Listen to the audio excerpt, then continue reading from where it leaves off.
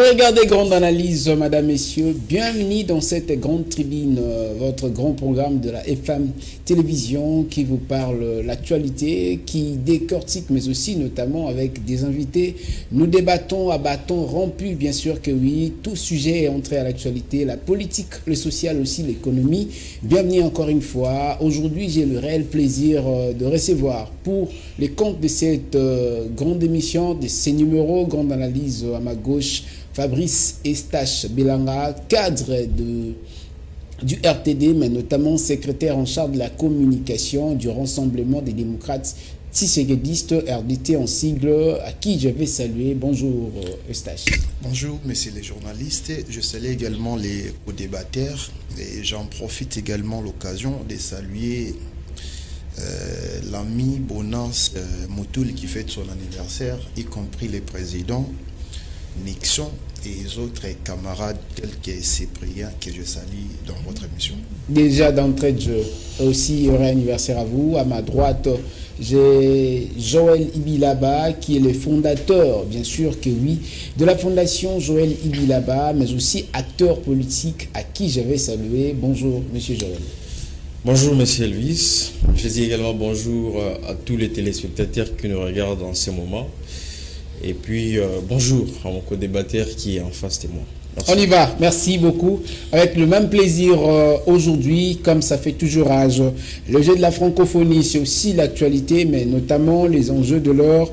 On va noter nouvel élan, menace d'aller en justice contre SID. Et ensuite, ce qui concerne les enjeux de l'heure, c'est aussi Mbosso, Adolphe Mouzitou et les autres. Pourquoi ne pas parler de cet état des choses qui se voit dans l'opinion publique, question des suppléants membres de famille, mais on va aussi parler processus électoral. Délice Sanga, Matata Pogno et Moïse Katumbi veulent exactement un dispositif sécuritaire approprié à leur bien sûr, à leur portée. On en parle aujourd'hui, notamment la question de l'actualité, c'est aussi la relation entre RDC et Congo-Brazza. Bien sûr que oui, après la sortie médiatique de Patrick Mouyaya, qui est le porte-parole du gouvernement, on a aussi parlé lors d'un briefing presse, mais notamment nous avons réussi la visite du porte-parole du gouvernement du Congo-Brazza. On en parle aujourd'hui avec mes invités sur ce plateau. Je m'en vais déjà parler avec le premier sujet, à ce qui concerne les climats des relations entre la RDC et le Congo-Brazza. Déjà un petit mot, qu'est-ce que ça vous dit? Bon, merci beaucoup pour la question, monsieur Elvis. Déjà, il faut rappeler que nous avons toujours eu des très bonnes relations avec la République du Congo en France. Alors, ce sont des relations bien évidemment politiques, diplomatiques.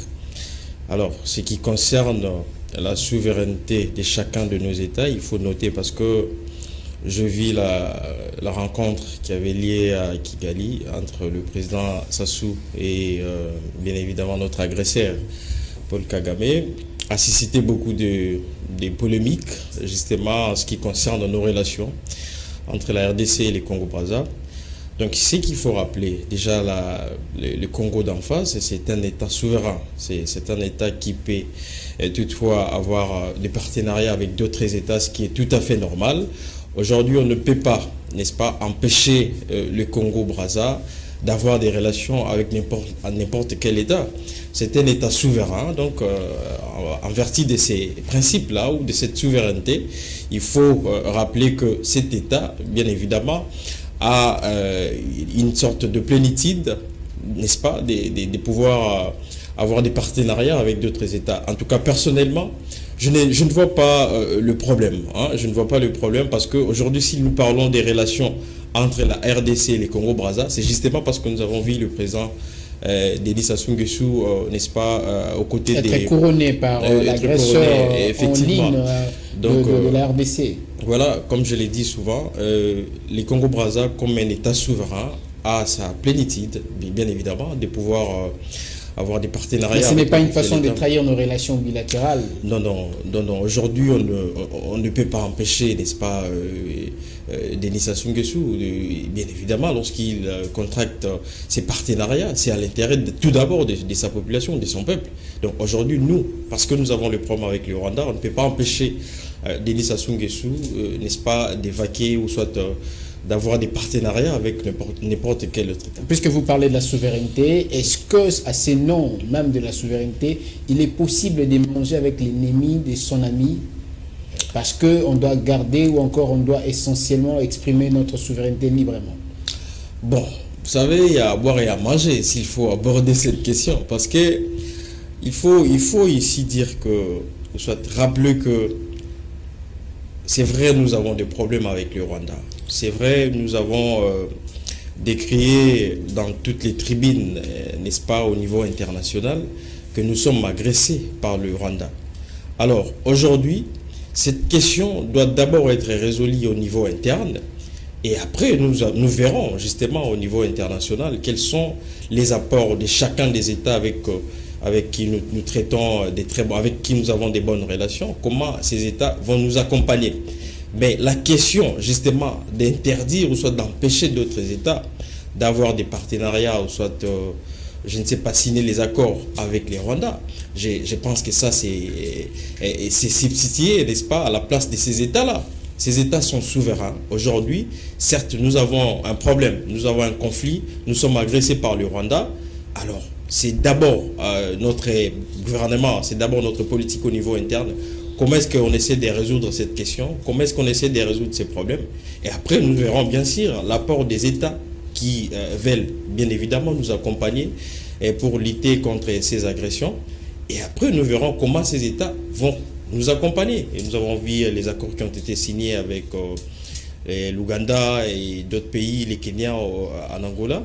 Alors, mais penser ou soit avoir cette pensée comme quoi il faut empêcher d'autres pays d'avoir des accords ou soit des partenariats avec les Rwandais, moi je pense que ça c'est aller un peu au-delà, n'est-ce pas? Vite en besoin au-delà. Voilà. D'accord, merci Joël Ibilaba. Je vais aller.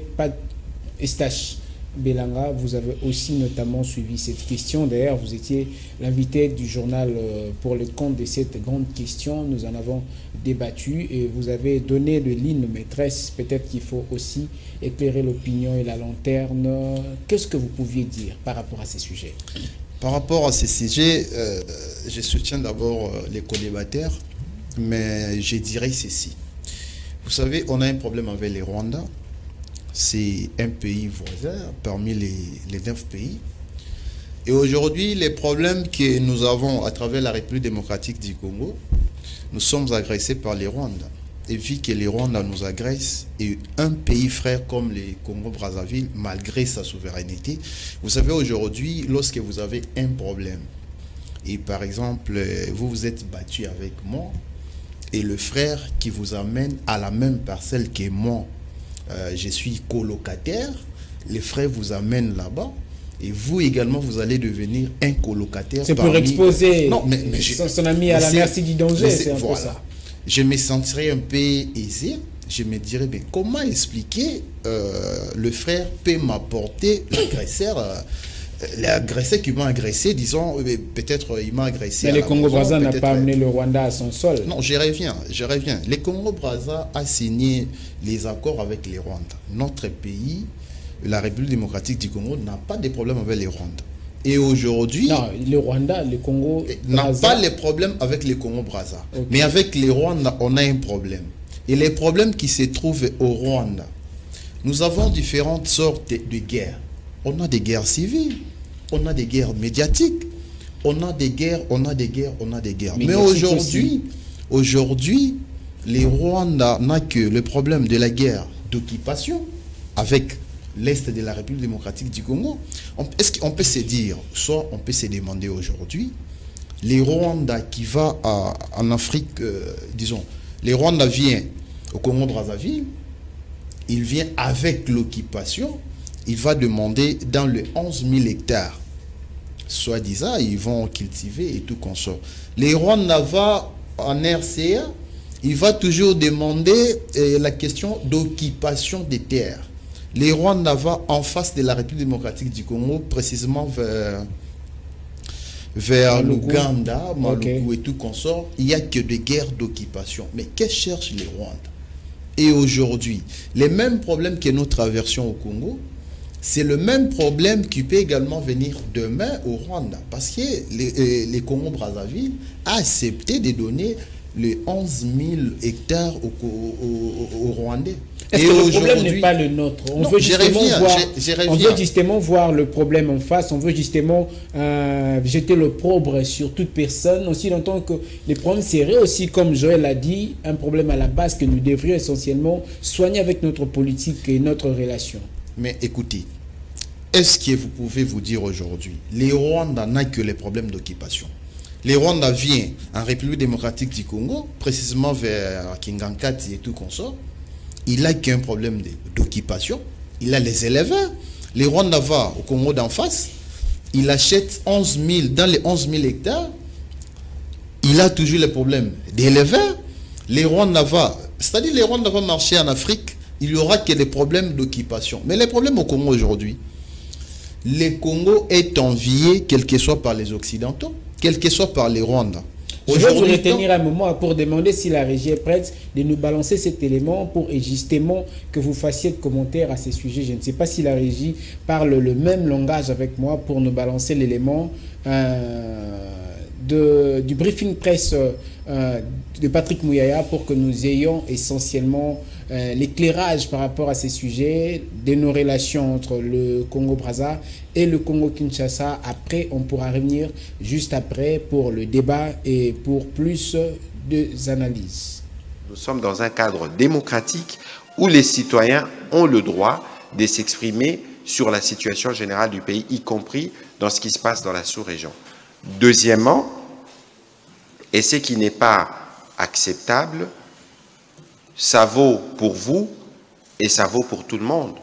On ne prend pas parole pour insulter ou tenir des propos discourtois envers un quidam ou envers un chef d'État.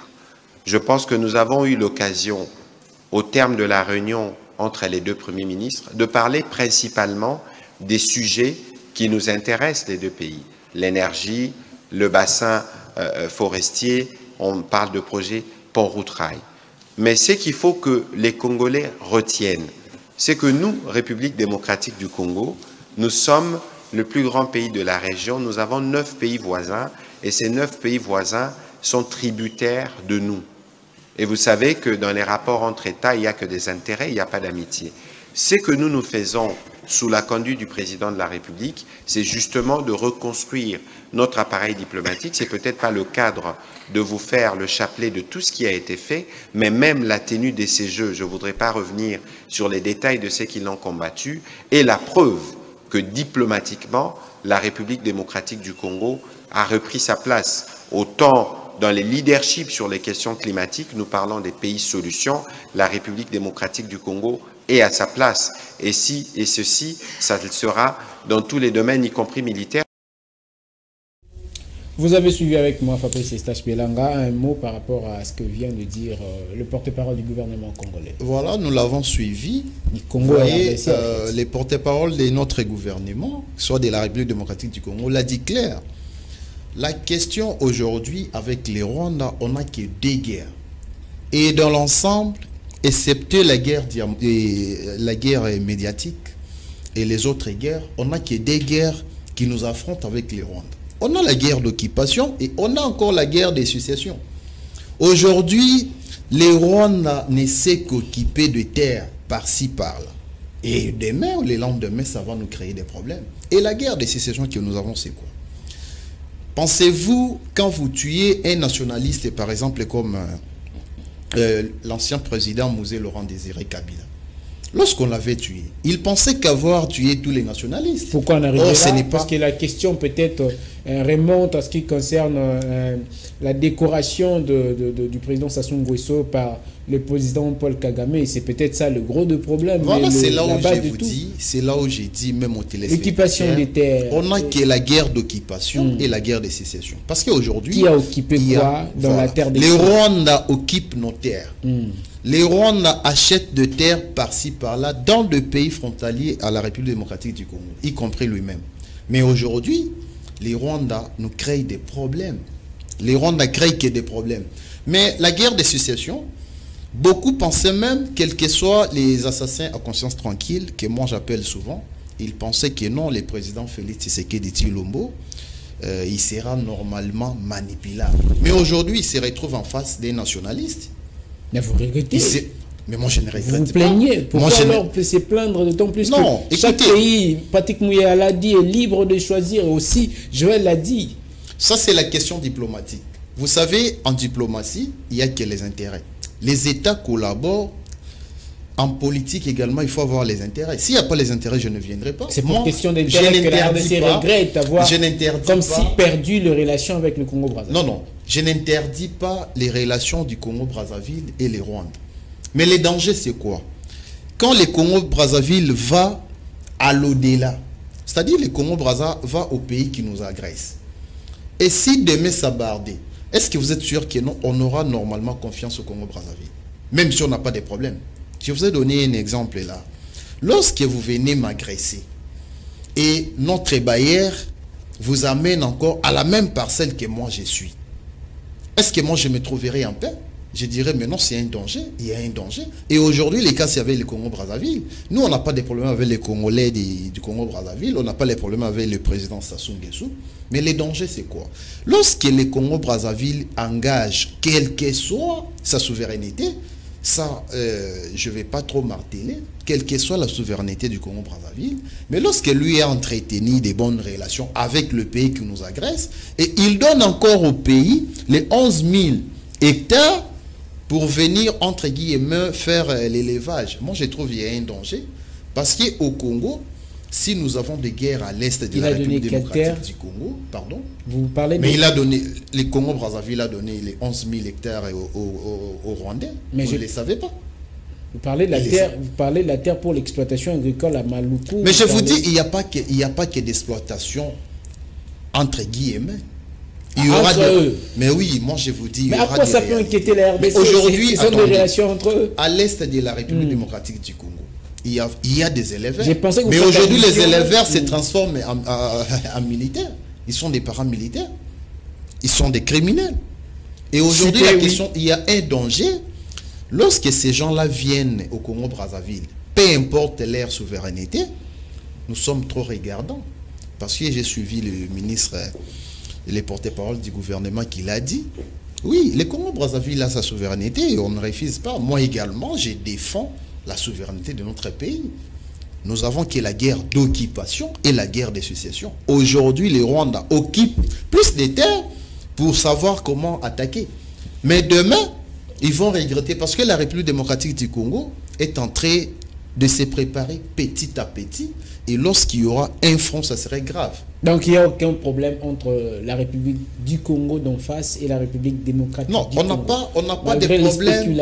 On n'a pas de problème avec le Congo-Brazzaville. Mais les dangers, il faut aller au-delà. On n'a pas de problème avec le Congo-Brazzaville, mais le Congo-Brazzaville peut se transformer comme un terrain de bataille. Vous avez peur du danger qui peut se pointer à vous. Oui, moi je protège mon pays. Le Congo-Brazzaville a ses intérêts à protéger également. Non, on n'a pas peur.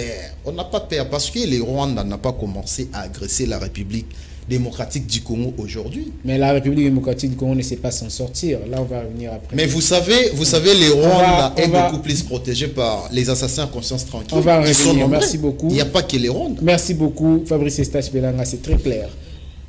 Joël Ibilaba, vous avez très bien suivi Fabrice Estache Belanga, mais aussi le ministre de la Communication de la République démocratique du Congo.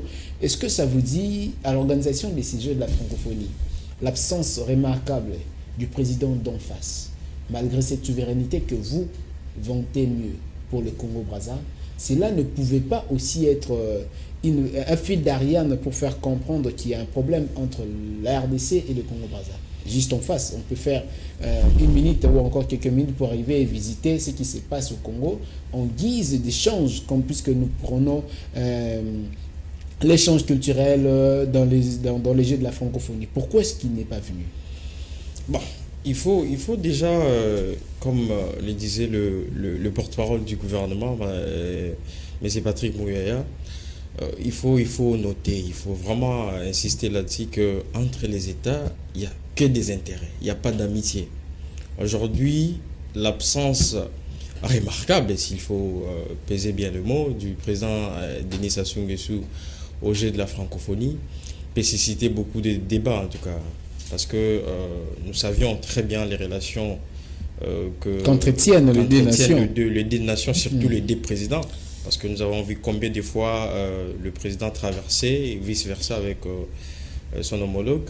Mais aujourd'hui, son absence, bon, il y a peut-être des raisons, des raisons valables, n'est-ce pas, qui justifient son absence. Nous ne sommes pas dans le secret, n'est-ce pas, de la gestion, n'est-ce pas, de son institution. Mais c'est qu'il faut, s'il faut revenir par rapport à ce que mon co-débatteur essaie de démontrer sur ces plateaux, moi je pense que, comme je l'ai dit au départ, il faut que la République démocratique du Congo s'organise, n'est-ce pas, pour lutter contre tous ces agresseurs ou l'agression rwandaise. On n'a pas besoin aujourd'hui... Donc selon vous, la RDC n'est pas organisée? Non, nous sommes organisés. Mais je suis en train de tirer la sonnette à l'alarme pour justement que cette organisation soit efficace. Donc vous alignez à l'opinion ou encore aux ordres d'idées de Stage qui venait de dire que la RDC essentiellement... Pas nécessairement, parce que moi je pense que aujourd'hui, si nous sommes bien organisés, surtout au niveau organiser notre armée, organiser notre service des renseignements, et nous allons justement mettre fin à cette agression rwandaise. Mais on ne peut plus parler d'un problème avec le Congo-Brazza. On ne peut pas aujourd'hui parler d'un problème avec les Congo-Brazza, où certes, il y a un danger. Les dangers sont toujours permanents. Les dangers ne viendra pas seulement du Congo-Brazza. Une manière de voir les sorciers le jour, en fait. Nous sommes un pays qui a 9 voisins. Alors, aujourd'hui, les dangers est permanent. On doit être responsable. On doit être responsable, on doit être bien organisé. Alors, être responsable, ça veut dire organiser notre armée, renforcer notre service des renseignements pour que nous ne soyons pas infiltrés et surtout pour lutter contre toutes ces agressions d'où qu'elles proviennent. Mais aujourd'hui, acquiser le Congo d'en face, parce que nous avons vu le président Denis Sassou Nguesso est libre, le Congo-Brazza est libre de s'engager avec n'importe quel État. On ne peut pas aujourd'hui empêcher les Congo-Brazza, ou soit les présidents de la République du Congo, d'aller s'afficher avec le président Paul Kagame. C'est un État souverain. Mais Joël Ibilaba, ne soyez pas si large en tant que citoyen congolais. Qu'est-ce que ça vous dit voir comme ça un agresseur en face venir décorer un voisin proche et ami? Qui devient-il? Un ami ennemi? Non, non. Pour que nous soyons beaucoup plus larges. Les porte-parole l'a dit ici qu'entre les États, il n'y a pas d'amitié.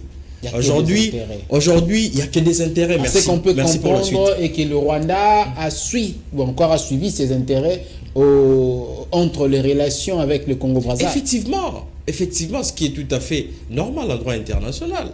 Donc, on ne peut pas empêcher le Congo-Brazza en tant que pays souverain de s'engager ou soit d'avoir des accords internationaux avec les Rwandais. Il va des intérêts du Congo-Brazza. Le Congo-Brazza ne va pas refuser de signer des accords qui vont à l'intérêt de son peuple ou de sa population parce que le Rwanda a des problèmes avec la République démocratique du Congo. Ça serait incompréhensible.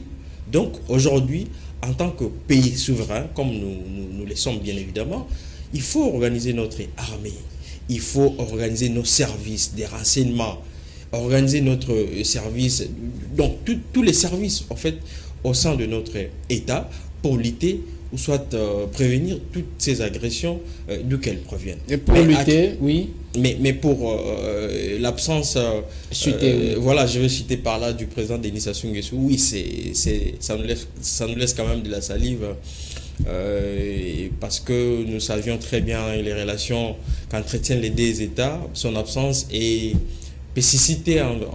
Voilà. Ce n'est pas l'hypocrisie.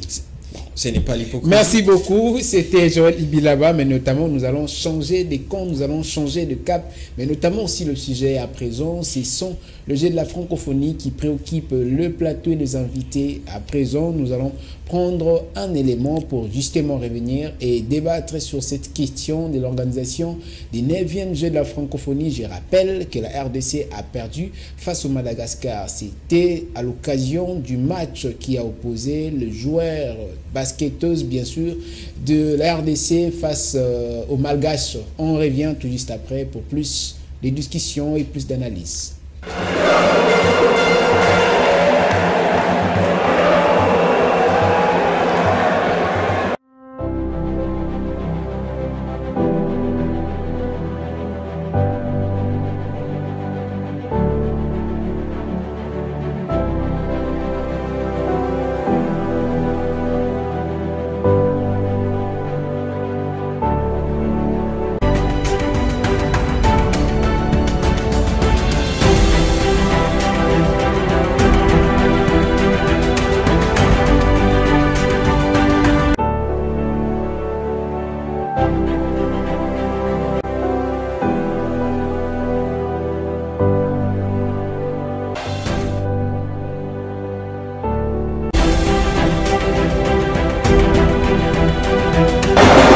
Le 9e Jeu de la francophonie. Je suis accompagné d'un analyste, quelqu'un qui suit de près le basket. Daniel, bonsoir. Bonsoir à Lionel, bonsoir à toutes et à tous qui nous suivent en ce moment. Alors, comment expliquer la déception, comment expliquer cette élimination des Léopards Dames de la RDC? Moi, très sincèrement, je vous dis, je ne suis pas étonné. C'était prévisible parce qu'une compétition, ça se prépare. On ne peut pas venir jouer dans une compétition comme ça, comme si nous étions dans la jungle. On vient seulement pour jouer sans pourtant préparer les enfants. On a passé une très mauvaise préparation parce que ce n'est pas seulement la fin qui justifie les moyens, c'est les débuts aussi. Le Madagascar, cette équipe malgache a pris plus ou moins 2 à 3 mois de préparer le jeu de la francophonie. C'est une équipe jeune, il y a de l'énergie, il y a la vitesse dans cette équipe et ça ne pouvait que voulais-je dire nous coûter très cher. Et moi je ne suis pas étonné de ce qui s'est passé aujourd'hui, je le savais. Même si on était venu, parce qu'on est congolais, pour soutenir nos... J'ai adopté une autre stratégie pour ralentir l'équipe adverse, en donnant la zone presse. Car les Congos n'ont pas le maniement de balle pour remonter la balle. Non, on va battre quand même. On va battre, on va donner tout au maximum, même si le Sénégal. Il n'y a pas que l'entraîneur malgache, évidemment, qui nous a donné ses impressions, mais il y a aussi la capitaine de l'équipe, évidemment, qui a expliqué cette réussite, cette victoire devant les Léopards de la RDC. Ben, on est fiers, c'est le fruit de tout notre travail. Donc même si on a battu le pays hôte, on est désolé, mais on est fiers de continuer notre route en demi-finale. Ben, je pense qu'on va faire comme aujourd'hui, faire confiance à notre coach, faire confiance à chacune de mes coéquipières et gérer le stress, gérer chaque possession qu'on aura. À qui on dédie cette victoire? Au peuple malgache. Voilà, toujours accompagné de Daniel Roland. Une dernière question. La compétition va continuer, le basket. Le pays hôte battu dans son sol. Quelque chose qu'on n'aurait pas pu peut-être digérer, mais hélas, c'est déjà fait. Ça vous dit quoi, Fabrice Eustache Belanga? Nous venons de suivre notre expert maison, Lionel Ngolo, sur terrain pour l'organisation de 9e Jeu de la francophonie. La RDC battue, faute de préparation et aussi faute de timing de la préparation. Est-ce que cela ne juge pas une politique mal orientée pour l'organisation de quelque chose, ou encore on s'était juste focalisé sur les infrastructures? Dans la vie, pour réussir, il faut mieux se préparer. Ce n'est pas la question de la vie, hein. Ce sont des questions liées à l'organisation. Mais c'est là où j'ai dit, dans toute vie, la réussite demande la préparation. Ça vous voulez dire? C'est-à-dire, je vais dire, si nos léopards n'ont pas réussi à gagner ces matchs, il n'y a qu'à s'incliner, c'est tout. Ils n'ont pas bien su travailler. Et vous êtes d'accord en tant que pays hôte? Je suis d'accord, je suis congolais. Il y a eu des Congolais qui sont allés jouer là-bas et ils n'ont pas pu. De même que moi en politique, si ça ne marche pas, il y aura quelques Congolais pour le fair play, où ça aurait dû vous parler de manière intuitive pour que vous compreniez le faille et arranger prochainement? Parce que naturellement, on a une façon de dire les choses. C'est venu, on doit s'incliner à la décision, au résultat. Mais on a vu tous, tout le monde a vu les résultats. Je ne peux même pas réclamer pourquoi ils n'ont pas réussi à gagner, pourquoi ils ont fait ça. Mais toutefois, je les félicite quand même, ils ont mérité. Et malheureusement, ils n'ont pas pu atteindre leur objectif. Félicitons les joueurs, c'est tout. Et prochainement, ils vont réussir. Je répète ma question. Le problème de l'organisation n'est pas au centre de ces résultats. Mais les résultats, c'est l'organisation. C'est là où j'avais commencé. Toute réussite demande la préparation. Il devrait d'abord commencer à mieux se préparer, à faire des entraînements. Et à qui vous un bon joueur doit... jeter la faute? Bon, je ne jette la faute à personne. Ils devraient normalement s'assumer. Hein. Ils doivent s'assumer, ils doivent se préparer. S'assumer à quel niveau? Il n'y a pas d'organisateur, il n'y a que des athlètes. S'assumer à quel niveau? Apparemment, vous êtes un peu paradoxal. Non, mais je pense que... Expliquez-vous clairement. Je pense que ces joueurs s'entraînent, ils font des entraînements. Et ils ont aussi des organisateurs. Ils ont des organisateurs, ils ont des coachs. Oui. De même chez nous, on a des gens à qui nous suivons. Et si les joueurs n'ont pas pu soulever peut-être la réussite, on ne peut que le féliciter. Merci beaucoup, on ne peut que le féliciter et ils ne peuvent que s'incliner devant le score et ça c'est le fair play, c'est derrière la règle du jeu. Joël Ibilaba, ça vous dit quelque chose sur l'organisation? Peut-être qu'on est parti vite sans professionnalisme puisque l'impréparation aussi est une cause de l'amateurisme. Effectivement. C'est la défaite a toujours été orpheline, comme on le dit, mais au niveau des CG de la francophonie, avec notre équipe de baskettaises, on a tous vu comment elles ont perdu, ces dames-là. Moi, je voulais d'abord souligner quelque chose. Le fait pour la RDC d'être le pays hôte ne garantit pas la victoire. Parce que c'est une compétition. Okay. C'est vrai, nous avons quelques privilèges, nous avons le public qui est là, qui accompagne l'équipe bien évidemment, mais cela ne garantit pas forcément la victoire. Alors c'est un jeu, c'est une compétition, comme nous le savions tous, que une compétition à ces niveaux-là, il y a 3 résultats. C'est la règle, soit c'est la victoire, soit vous perdez, soit vous faites les nuls. Mais nos léopards ont perdu. On n'a qu'à les encourager, les féliciter et puis essayer de voir là où ça n'a pas marché pour que prochainement qu'ils fassent mieux. Mais le problème, pour justement être un peu rigoureux avec nos léopards, parce que nous avons tous suivi comment ils ont entamé la préparation, n'est-ce pas, des CG. C'était trop court, alors ils n'ont pas eu le temps qu'il fallait justement pour se préparer efficacement et produire des bons résultats. Alors aujourd'hui, ils ont perdu, c'est tout à fait normal. Et c'est problème. Et c'est le problème naturel de notre pays. C'est ça le vrai problème à la base. Oui, à la base. Parce que même si vous regardez les jeux de la francophonie, il faut voir avec dans quelle mesure ils sont arrivés, n'est-ce pas, à construire même les infrastructures. La volonté. Donc il y a eu beaucoup de problèmes en fait. Et ce n'est qu'à la dernière minute où nous avons vu une vitesse, n'est-ce pas, au sein des responsables des CG de la francophonie. Donc on a toujours ces problèmes de préparation, que ce soit au niveau de notre équipe nationale. On voit comment les joueurs arrivent avec beaucoup de retard pour préparer des matchs de qualification. Et donc, lorsque vous avez mal préparé, et donc la conséquence logique, c'est la défaite. Est-ce que ça nous dit quelque chose de lancer une sonnette d'alarme aux autorités, mais notamment aussi à tous les athlètes pour essentiellement donner à fond et se donner encore plus fort pour ce qui concerne la vente, surtout des images de notre nation? Oui, bien évidemment, il faut toujours tirer la sonnette d'alarme parce que il faut bien faire les choses. Aujourd'hui, nous avons vu comment l'ouverture des CG, comment tout le monde a apprécié. Et donc, il y a en fait ces problèmes de volonté, des volontés surtout politiques.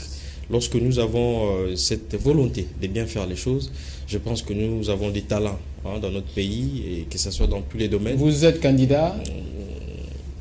Cette question arrive Trop vite? Oui, bien évidemment. C'est à moi la question. Je suis candidat aux élections législatives. C'est ton petit frère qui est votre suppléant?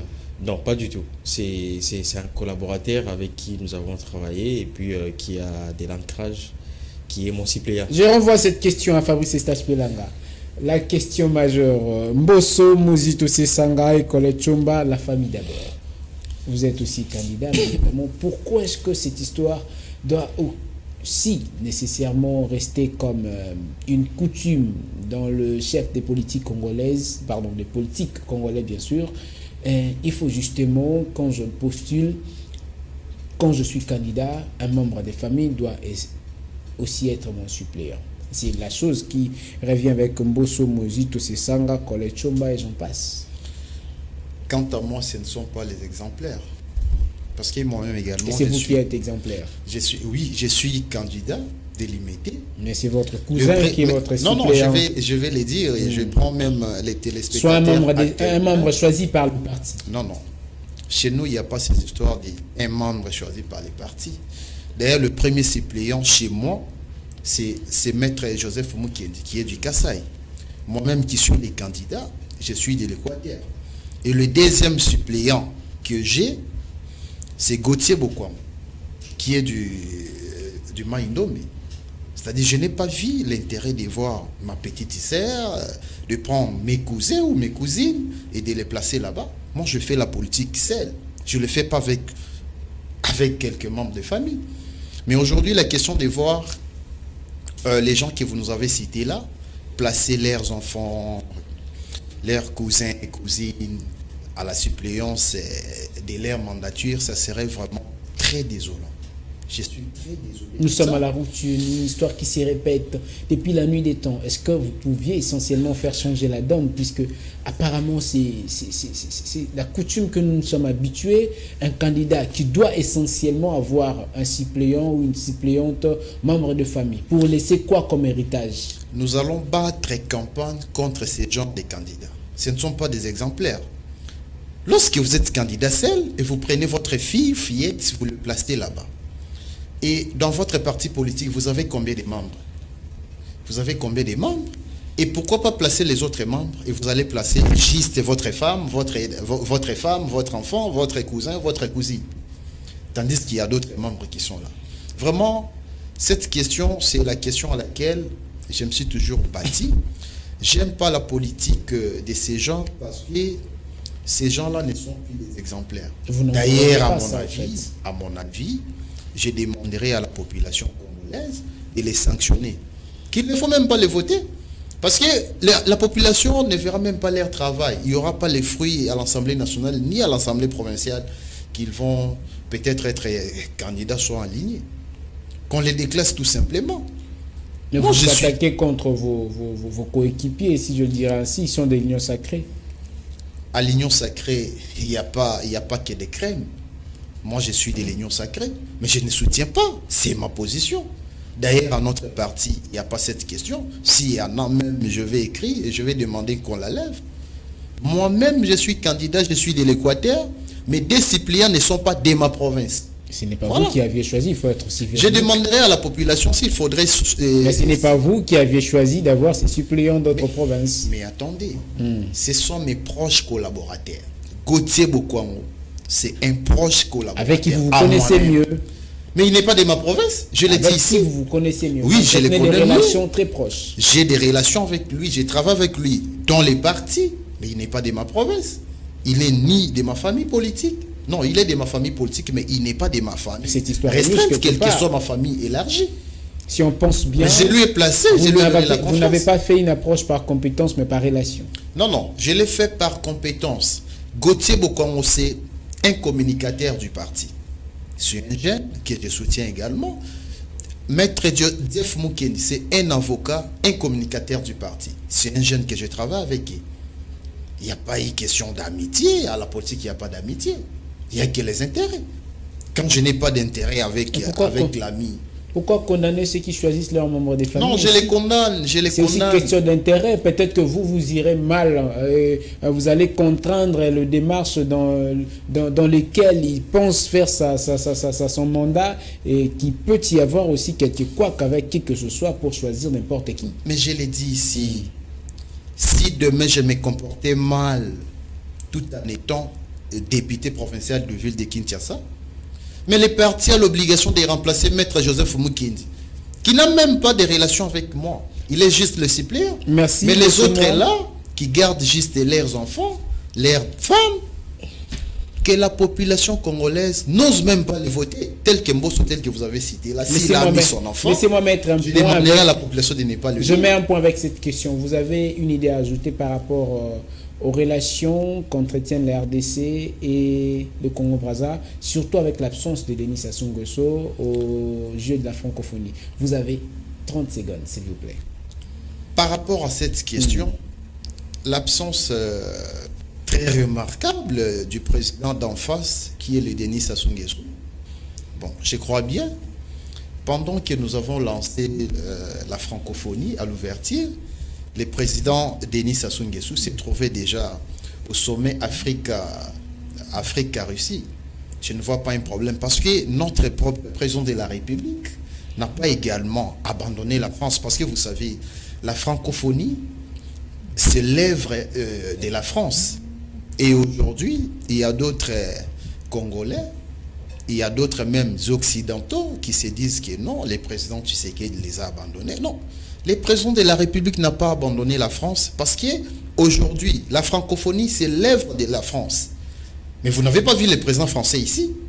Vous ne l'avez pas vu. Et le président de la République allait partir en Russie, mais il a annulé le voyage, il a délégué le VPM de la défense. C'est-à-dire, le président de la République a honoré la francophonie.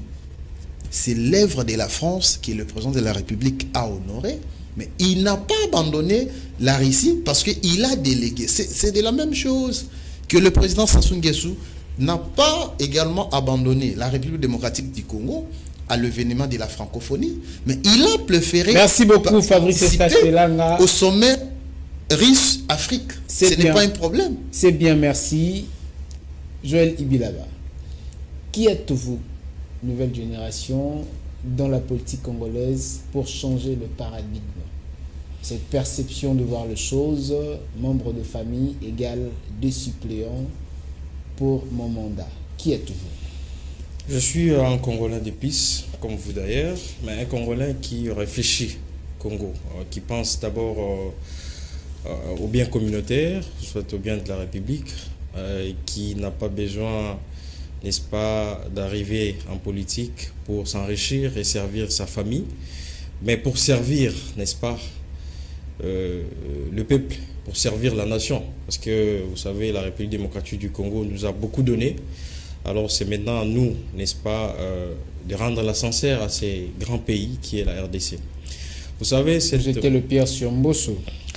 Vous savez, si moi je peux qualifier de cette classe politique actuelle d'une pourriture, parce que vous savez tout ce qui se passe dans tous les secteurs, dans tous les domaines, c'est justement le problème des quotas politiques. Merci beaucoup. Mais quels quotas politiques? Non, mais c'est pas passé. S'il vous plaît, laissez-moi finir. C'est très important ce que je vais dire. On a fini. S'il vous plaît, vous avez, je pense, s'il faut le dire bien, vous avez 5 secondes. Et de vous adresser directement, puisque l'émission déjà tend à sa fin. En tout cas, je demande à tous les Congolais, n'est-ce pas, de sanctionner tous ces candidats qui ont aligné leurs frères, leurs enfants au niveau des élections législatives. Et je demande à toutes ces populations de voter sur des personnes, n'est-ce pas, qui vont aider ces pays et aller de l'avant. Merci beaucoup, madame, messieurs, j'ai réussi sur mon plateau. Vous l'avez bien sûr compris, 2 candidats, l'autre à la députation provinciale, mais l'autre également dans les 2 districts différents, mais sont notamment, vous avez compris, les discours de jeunes qui pensent au renouvellement, non seulement de la classe politique, mais aussi de la donne pour changer les choses, comme je le dis et j'ai l'habitude de vous dire. Jeunes candidats à ces plateaux, et les vôtres, pensez-y, nous devons d'abord penser au Congo, puisque comme réflexion, nous devons aller avec objectif opérationnel aux affaires pour changer tout et donner le Congolais la meilleure vie qu'il mérite. Aimons d'abord le Congo, ensuite les Congos et enfin le Congo. On se retrouve tout juste après, en fait prochainement plutôt, avec le même plaisir. Cette émission est terminée.